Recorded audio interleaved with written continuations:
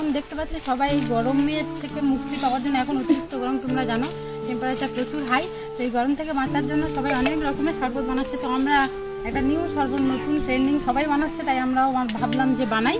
তো দেখতে পাচ্ছি এটা আমাদের বাগান, প্রচুর ফল সব কিছু আছে। এই যে আমরা এসে জামরুল ঘুরালাম, আর এখান থেকেই আমরা একটা লেবু পারবো, যেটা দিয়ে আমরা আজকে বানাবো ট্রেন্ডিং আইস শরবত।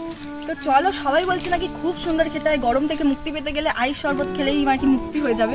তো আসলে সত্যি কি না সেটা আমরা কি মিথ্যে সেটা আমরা বলবো। আমরা বলবো না লোককে, ভালো লাগলে বলবো, খারাপ লাগলেও বলবো, যেটা সত্যি সেটা বলবো। তো চলো দেখতে চলো আমরা লেবুটা পাড়তে যাই।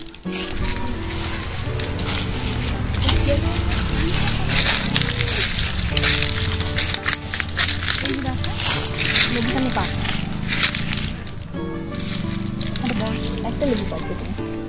তো এই লেবুটা পারি একটু বড় দেখে নিলে রসটা ভালো হবে, একটাতেই হয়ে যাবে, এর জন্য এই লেবুটা নিচ্ছি। অনেক লেবু হয়ে আছে দেখতে পাচ্ছি তোমরা, তো একটা নিলেই হয়ে যাবে না।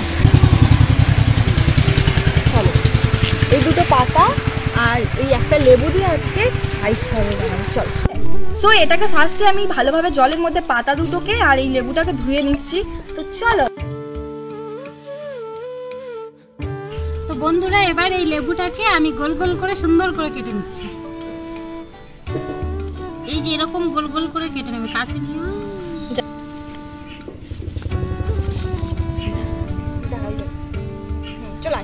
আমরা ফেলে যাবো তখন কাছে নিয়ে।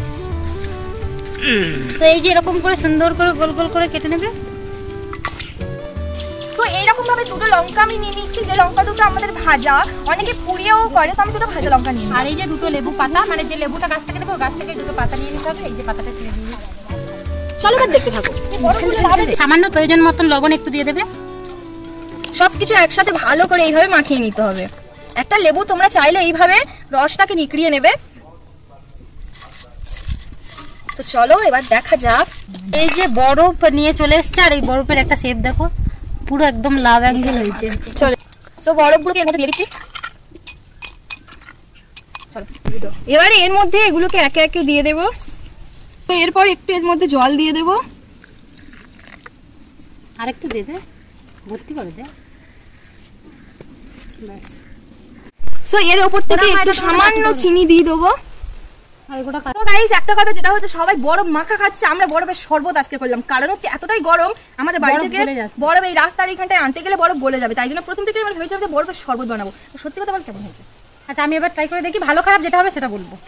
ভালো বলবো, মোটামুটি হয়েছে, খুব ভালোও না আর খুব খারাপও না, মোটামুটি। কিন্তু তোমরা ট্রাই করে দেখতে পারো, মোটামুটি ভালোই গরমের সময়। সত্যি তাই, ভালো, মোটামুটি তোমরা ট্রাই করতে পারো। মোটামুটি, নট ব্যাড নট গুড, ভালো মোটামুটি।